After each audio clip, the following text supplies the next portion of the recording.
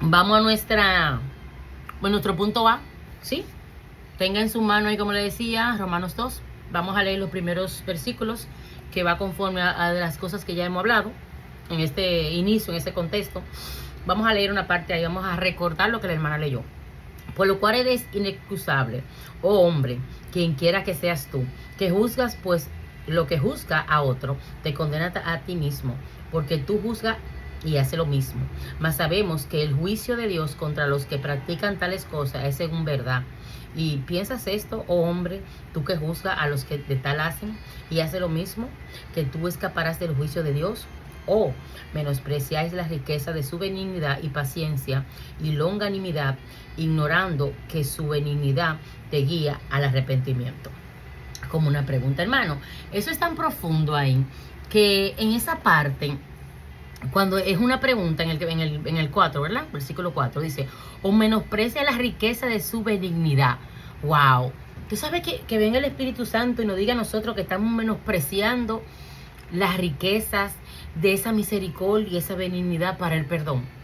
Porque si a nosotros nos dicen así, tú hiciste algo y ya tú no tienes perdón, ya se acabó todo ahí, es otra cosa. Pero el mismo Dios nos da la oportunidad por medio de la palabra que nosotros tenemos el perdón, que nos podemos arrepentir y alejarnos de las cosas que estamos haciendo mal y que volvamos y cambiemos de pensamiento y acciones y palabras, incluyéndolo todo.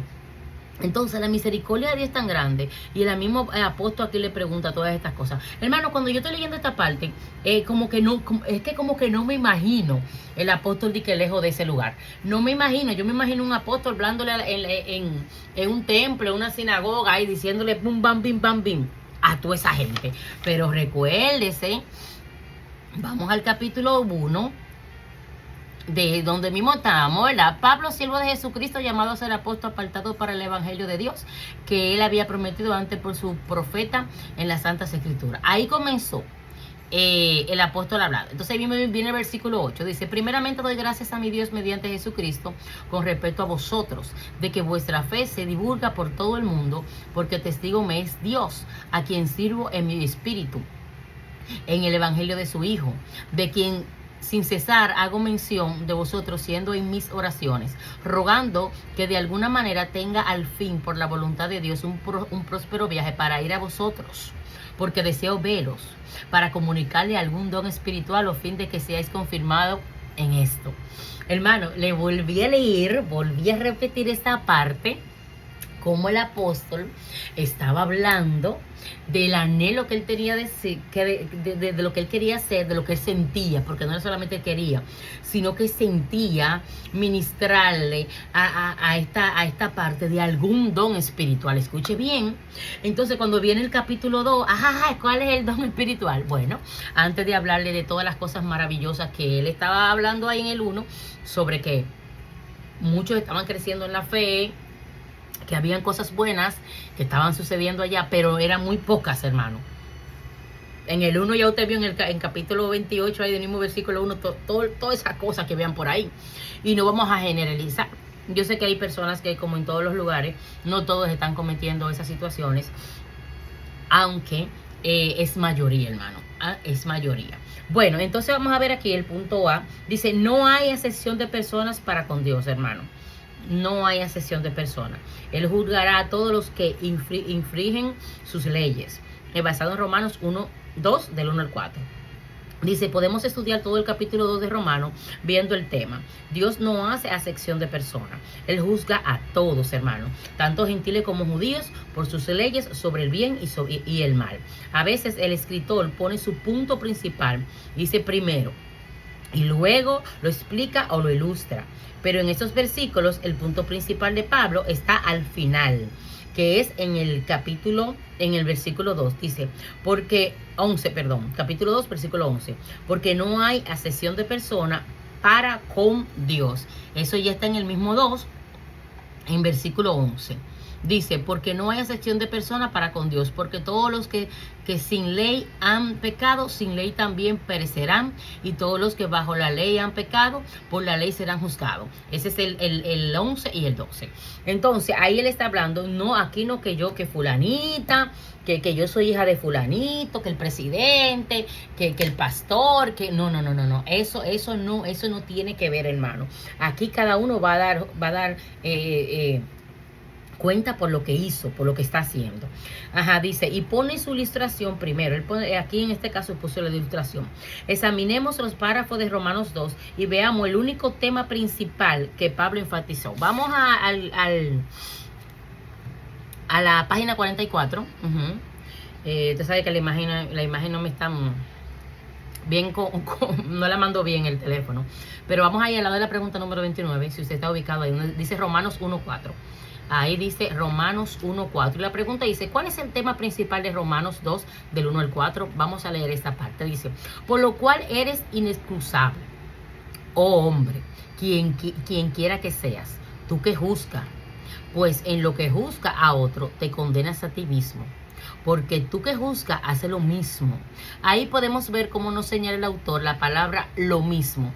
Y usted va a decir, pero eso la profesora está explicando eso hace un minuto. El autor aquí repite el capítulo el capítulo 2 con sus versículos de 1 al 4. Es con la relación de los principios que el apóstol quiere que nosotros veamos aquí. No solamente la reprensión, no solamente en decirle lo que tiene que decirle, sino la consecuencia que va a traer eso, lo que está haciendo, el mal comportamiento. Dice, que tú haces lo mismo. El problema no solamente es que tú lo haces, sino que como decía en el capítulo 1, en el versículo 28, dice que no solamente lo hacen, sino que también apoyan al que lo hace. Bueno, ya cuando se encuentra una persona vamos a poner un judío conocido, se encuentra esta persona haciendo algo de lo que ya ahorita en la sinagoga o en una asamblea se reprendió, más cuando se trata a los judíos, a los gentiles, los judíos. Entonces, se vio haciéndole algo que no debió de ser. Y esa persona le dice al judío, pero tú estás ahorita mismo reprendiéndonos a nosotros y yo te veo aquí escondido haciendo lo mismo. ¿Qué usted cree que va a hacer el judío ahí? El judío o lo manda, ya usted sabe, a desvivirlo, o le va a decir, no, vamos, como ahora hace muchas, usted sabe ya. Bueno, ven, te voy a dar estos chelitos para que tú calles. Pero como yo le dije ahorita, es con la verdad que vamos nosotros a ser juzgados. Es con la verdad delante de Dios. Porque Él me va a coger ese dinerito ahí y por adelante va a estar calladito, pero el que ve todas las cosas, Él es el que está viendo, hermano. A veces nosotros queremos cuidarnos del pastor, del diácono. Queremos cuidarnos de fulanito, de fulanita. No queremos cuidar. Pero del que nos ve del cielo, cuando hacemos o decimos, de ese no nos cuidamos. ¿Usted se ha puesto a pensar en eso? En una ocasión, cuando yo me reconcilié, yo estaba muy jovencita, era una persona joven. Usted sabe que el joven siempre está con muchas cosas. Y yo me acuerdo que en un momento dado, yo estaba en un lugar con otros jóvenes y había algo fuera de lugar, ¿verdad? Yo estaba ahí.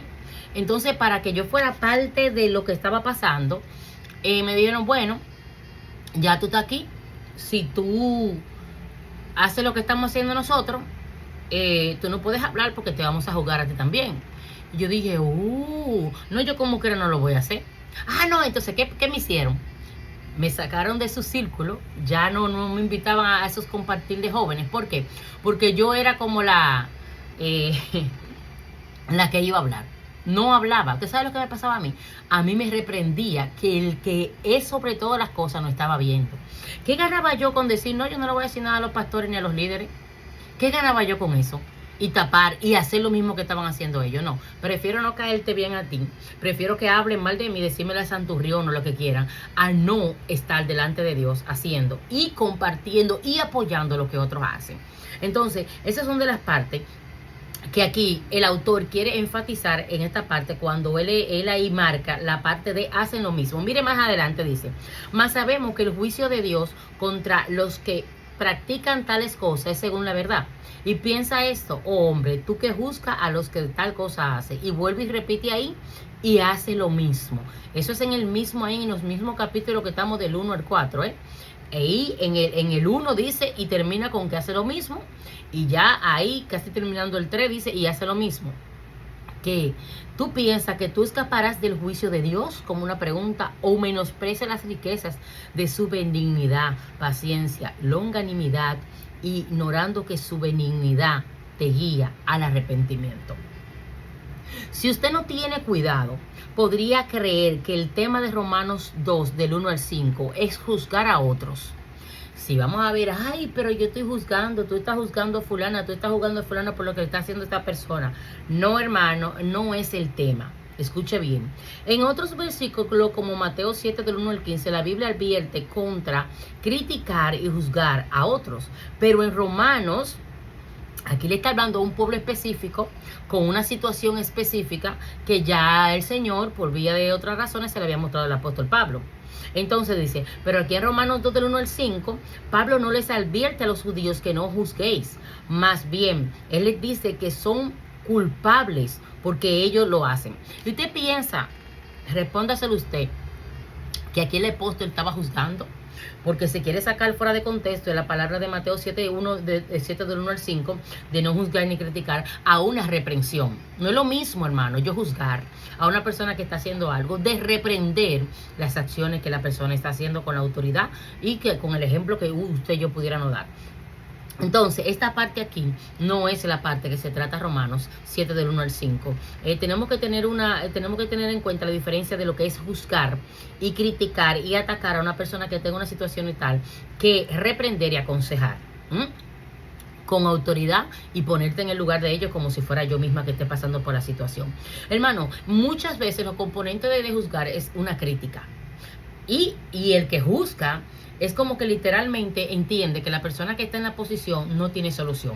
Mira, este descarado cayó con fulana, cayó con fulano, hizo esto, hizo lo otro, para el infierno se va, ese no tiene solución. Entonces de ahí comienza, mira, ¿qué va a pasar con su familia? Entonces ya es una manera de juzgar y criticar y ya sentenciar a una persona sin perdón.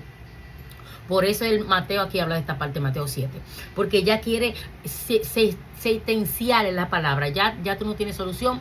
Te come, lo de barata. Y recuerda que viene que con la misma vara que tú vas a ser medido, que tú mides a la otra persona, tú también vas a ser medido. Yo voy a ser medida. Entonces es muy importante esta parte que el autor dice aquí. Pablo no les advierte a los judíos que no son juzgados. Más bien, él les dice que son culpables por lo que ellos están haciendo, porque hacen lo mismo. Y que condenan a los demás.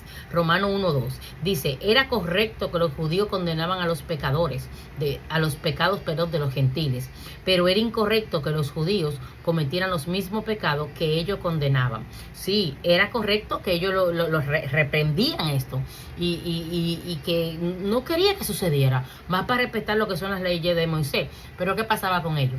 Lo que dice aquí, lo mismo que ellos estaban reprendiendo, estos mismos casos hacían. Decía acá, arriba la pregunta número 30, las palabras hace lo mismo que aparece en Romanos 2:1 y 2:3 son importantes. Recuerde que después de la idolatría, en Romanos 1:23, Pablo dio 3 descripciones de los pecados de los gentiles. 3 niveles de pecado, eso lo estuvimos leyendo pasado, ¿se acuerdan? Los pecados de los gentiles incluían primero pecados sexuales entre hombres y mujeres. Segundo, pecados homosexuales. Y tercero, una mente depravada que daba lugar a toda clase de pecado. Esta lista es algo terrible, hermano. Esta línea de estos 3 puntos es algo muy fuerte. Pero eso era lo que estaba sucediendo en aquellos tiempos, lo cual el apóstol estaba reprendiendo. Dice, Pablo acusa a los judíos de hacer lo mismo. Examinaremos algunos de los pecados de los judíos. Vamos a hablar aquí de algo fuerte, hermano. Recuerden que yo le estaba hablando que de las partes más que se ataca en este libro de Romanos es esa parte, hermanos, del capítulo 1 con versículo 20 en adelante para abajo, donde ya usted sabe que sale que injuria, que todas esas cosas que por ahí ya se van, ya usted sabe. Y esas son de las partes que muchas personas quieren sacar de la Biblia, pero lamentablemente, como yo siempre le digo, no se va a poder sacar, ni usted, ni yo, ni nadie va a poder sacar esa parte, hermano. ¿Por qué? Porque está escrito. Y aún la humanidad ahí mismo no dice. y nos llama la atención. Vamos a leer esa parte, ¿verdad? Dice acá, vamos a ver. El primero es idolatría, el segundo pecado sexual y el tercero pecado de una mente reprobada. Vamos a leer el primero. Idolatría. Pocos judíos adoraban ídolos de metal. ¿Oyó? Pocos judíos adoraban ídolos de metal, madera o piedra. La prueba de fuego de 70 años de cautiverio en Babilonia lo purificó de inclinarse ante ídolos hechos por manos humanas. Ya no era de eso que ellos fundían al principio, ¿verdad? No. Ahí se fueron a hacerlo con las propias manos, hermano. Dice, pero algunos como Zaqueo y Mateo, recolectores de impuestos, adoraban el ídolo de la riqueza, y algunos como los fariseos adoraban los ídolos de la posesión y el honor. Aún otros, para progresar y ser aceptados en la sociedad, adoraban ídolos en las sectas romanas. Hermanos, recuérdense que cuando hemos hablado en las otras materias, ¿verdad? No recuerdo bien, pero yo sé que también en Hechos hablamos de esto, sobre la parte de la idolatría, cuando estaban hablando de Atenas, de Corintios, cuando estaban hablando de esos lugares en el cual se adoraban esos dioses, que la diosa Diana y esas personas. Estuvimos hablando del tema de la idolatría. Aquí podemos ver en este punto que la idolatría no solamente es una imagen de yeso, de hierro o hecha con las manos. Aquí podemos ver que tanto Zaqueo como Mateo estaban idolatrando en torno de la riqueza, lo que era el dinero. Robaban, hacían todo lo que tenían que hacer, idolatraban lo que era el dinero. Y esto que los fariseos adoraban, la posesión y el honor, el reconocimiento, donde yo estaba, cómo se me llamaba. O sea que la palabra idolatrar, la palabra idolatría tiene una gama, hermano, de principios. Y cuando nosotros vamos a adorar a Dios, solo tu Dios adorará. No podemos mezclar lo que es idolatría en torno a lo que sucedió del inicio, como que adorar al único Dios que podemos adorar. Entonces, en esta parte dice, recuerden el significado de adoración. Adoramos lo que más valoramos. Adoramos lo que significa más para nosotros. ¿Qué adoraban o valoraban más los fariseos? Como una pregunta. Ellos adoraban el honor y la alabanza que venían de los otros humanos. Recuérdense, como otra vez le vuelvo a recordar, sobre el tema de la adoración. Por igual, la idolatría y la adoración son prima hermana en este sentido. Cuando es una adoración a Dios genuina, estamos adorando al gran yo soy, al Todopoderoso. Pero mire el ejemplo que puso el autor aquí de esta adoración. Adorar a los valores, lo que se significaba para ellos. Adoraban a los mismos hombres, uno al otro se adoraban, sus posesiones. Entonces dice aquí que ellos se alababan entre sí y les gustaba que otros seres humanos lo adoraran. Esta atención humana significa más para ellos que el favor de Dios. O sea, llamar la atención, que lo pongan en posición, y eso no es hermano. Lamentablemente, hermano, disculpe, voy a tomar un poco de agua. Gracias. Eso no es de ese tiempo, hermano. Wow, qué pena. Pero yo creo que los mejores tiempos del evangelio, en lo que yo me acuerdo, fueron de los años 80 hasta el 2018. Yo que ando en muchos lugares y ando viendo, hermano, después de 2019 y cuando entró lo que usted sabe, lo de la pandemia, esto se ha convertido en un desastre, hermano. El temor se ha ido. Lo que habla la Biblia de la apostasía, Dios mío, de los falsos profetas, de la asolación, hermano, en los templos, en los púlpitos, es algo terrible, hermano, que da pena. Cómo el hombre le gusta que lo adoren, cómo el hombre inventa y busca para hacer cosas delante de los demás, pero es para que le adoren. Y si no le adoran, se siente mal, incluso cometen situaciones y mienten delante de Dios para ser glorificado, perdón, por el hombre.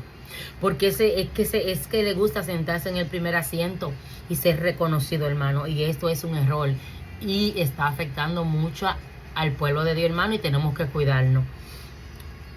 El que lo está haciendo, que Dios tenga misericordia. Pero nosotros, los que tratamos de guardarnos, que no somos perfectos, pero queremos adorar y agradar a Dios, tenemos que tomar esta parte como un peligro. Cuidado con la adoración al hombre usado por Dios. Cuidado con la adoración por lo que Dios nos entrega. Cuidado con la adoración por las bendiciones que son buenas, hermano. Y que Dios nos prueba para ver cómo vamos a comportarnos cuando la tenemos. Vamos a tener cuidado con la palabra adoración en su esencia, hermano. Solamente a un Dios, a nuestro Dios, vamos vamos a adorar a Jehová, el gran yo soy. Amén. Entonces dice aquí, ellos no oraban, no ayunaban, ni le daban adoración a Dios, más bien hacían actos religiosos para recibir alabanza de los hombres. Quería terminarle con esto basado en Mateo 6:5, sobre lo que le estoy hablando. Dice, Jesús dijo lo siguiente acerca de los fariseos. Aquí en Mateo 23:5-7. Dice, antes hacen todas sus obras para ser visto por los hombres. ¿Qué le relaciona a esto? Lo que está hablando el autor aquí. Hacer cosas para... Hermano, yo he tratado con muchas personas que hablan conmigo, pero en su intelecto entiende que yo me voy a ir más por lo que ellos me están diciendo que por lo que yo veo en el espíritu de la persona. Le aclaro. A mí me hacen esto, a mí no me dan parte, me tienen sentado y yo estoy acabado, estoy terminado. Porque tú quieres, tu parte de servir al Señor es estar encima del lugar donde adoran a los hombres, estar en las posiciones donde te enaltecen. Y si no pasa esto, ya tú te sientes que tú no le estás adorando a Dios, pues eso es un error, hermano.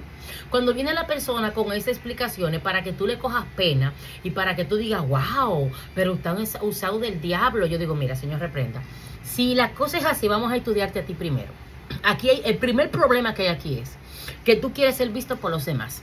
Y como no te ponen, te sientes al menos. Y eso está trayendo en ti una frialdad personal. Mientras te estás preocupando que otra persona no te están dando la parte, tú te estás enfriando tú mismo. Porque si tú lo que quieres es adorarle a Dios y que Él te posicione en su tiempo, sírvele, ten paz.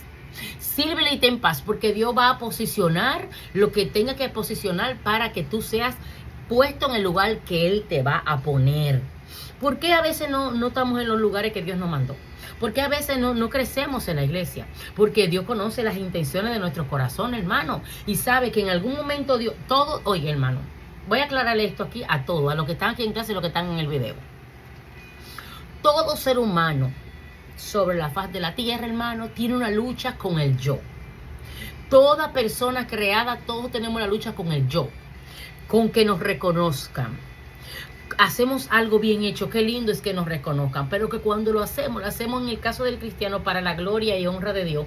Y si nos reconocen, amén, porque fue para Dios que usted lo hizo, perdón.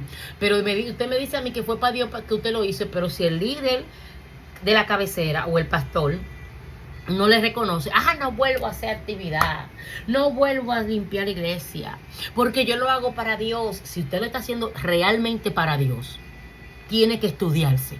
Porque la persona que no busca la adoración en lo que hace es una persona que está preparada para recibir las bendiciones futuras. Aleluya.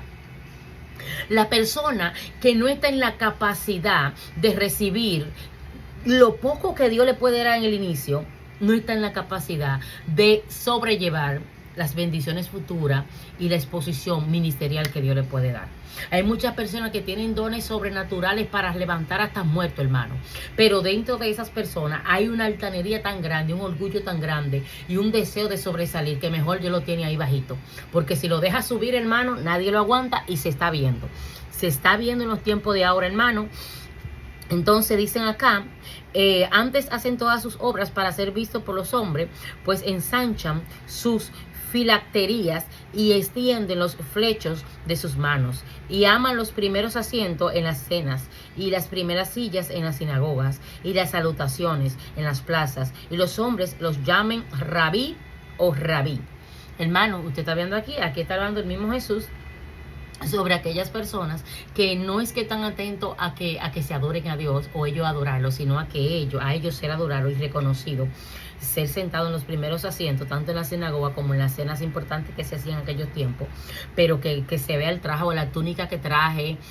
Bueno, en aquellos tiempos no había túnica Dolce & Gabbana, no había Ferragamo, no había ninguna de esas túnicas ni Chanel, pero eran túnicas importantes de las mejores, Dios bendiga a nuestra hermana Michelle, eran túnicas importantes de las mejores en ese tiempo, los mejores linos, las mejores, qué sé yo, costureras, vamos a ponerlo así. Pero eran túnicas que se reconocían. No, esa túnica vino de para allá, de Italia, la trajeron de Roma, esa tela. Bueno, entonces tenemos que tener mucho cuidado con lo que es nosotros, hermano, mire, y se lo digo de acá de corazón. Cuando yo voy a un lugar grande, que está muchas personas y Dios me usa con poder y autoridad para su gloria, humanamente viene el enemigo y dice, wow, Dios te usó grandemente. Yo lo que hago es, te reprendo diablo y te reprendo humanidad y me voy calladita y me pongo a llorarle a Dios. Señor, líbrame. Y Dios lo sabe y las personas que me conocen que están aquí. Viste, te extrañamos todo. Lo que Dayana te dijo, Michelle, te extrañamos. Así que no nos pongas a sufrir, Michelle, oíste. Déjame la cosa y éntrame. No podemos estar sufriendo sin ti, Michelle. Aquí sí que ya tú sabes. Ahí Dayana te escribió que te extrañamos, ciertamente. Bueno, hermanos, entonces en esta situación, besos, mi amor.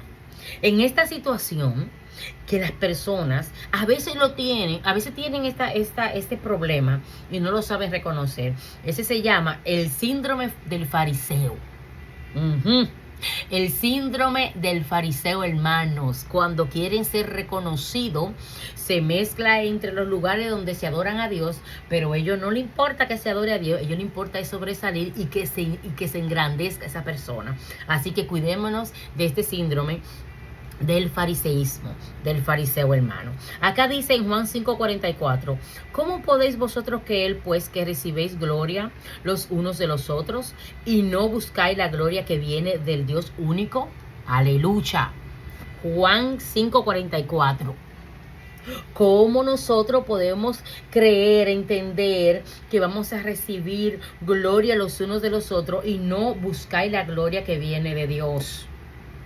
O sea, no busquemos a Dios porque vamos a quitarle su gloria. Recuérdese que Él no la comparte si Él no quiere.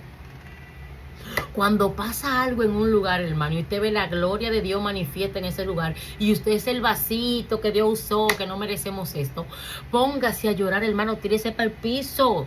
Y cuando usted termine esa actividad, que usted se entre en su habitación, en su hotel, corriendo, váyase a llorar al Señor. ¿Sabe por qué?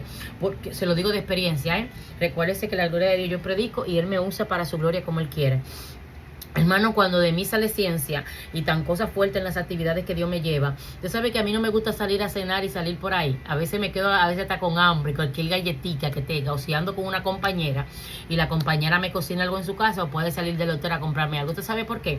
Porque es un momento tan delicado del predicador que muchas personas pierden y se llenan de gloria después de la prédica en la cena. Si es de día o en el almuerzo, si es de día o de noche.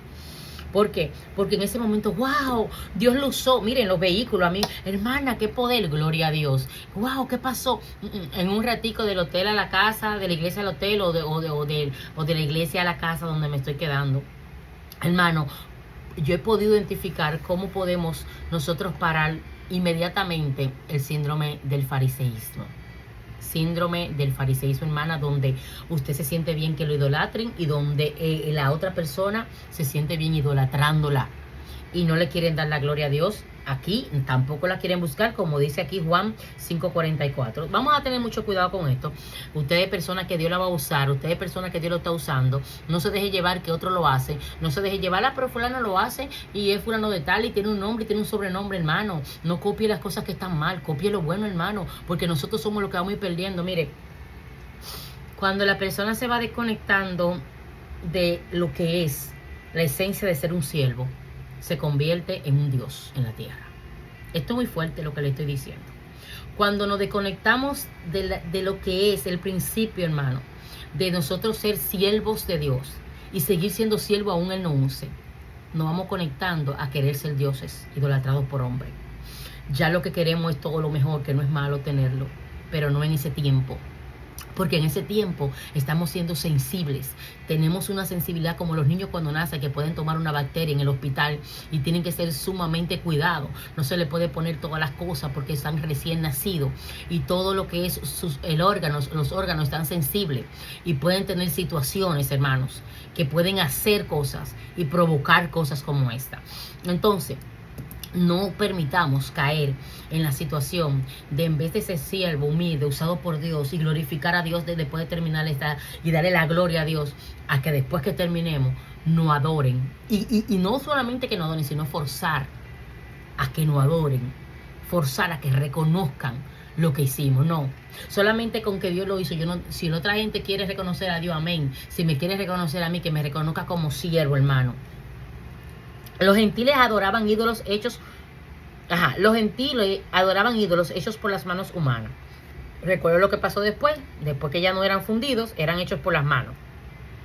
Pero algunos judíos adoraban los ídolos de la posición y el honor, de estar posicionado y de que le den honor. Vamos al punto número 2, luego estaré mirando ahí lo que es las manos levantaditas, si no es una urgencia, para no cortar. Hermana Stacy, ¿es una urgencia? No. Ok. No, déjela ahí entonces. Bueno, segunda parte, pecados sexuales. Vamos a terminar esta parte ahí para de una vez darle oportunidad a ustedes. Pecados sexuales. Quizá vamos a hablar de que no vamos a abundar mucho en este tema porque lo hemos hablado ya. Pero vamos a ver lo que la autora aquí nos está diciendo. Estamos examinando las palabras, hace lo mismo. Aquí el autor dice que en esta palabra, a entender esas situaciones que estaban pasando allá, los mismos líderes y ese grupo también, que eran reconocidos como jerarcas, personas importantes, estaban haciendo lo mismo, basado en Romanos 1, 2, 1 y 3. Dice, los gentiles eran conocidos por los pecados sexuales, hermanos, escuche bien, como adulterio, fornicación, pecados de homosexualismo y prostituta en la adoración y en el templo.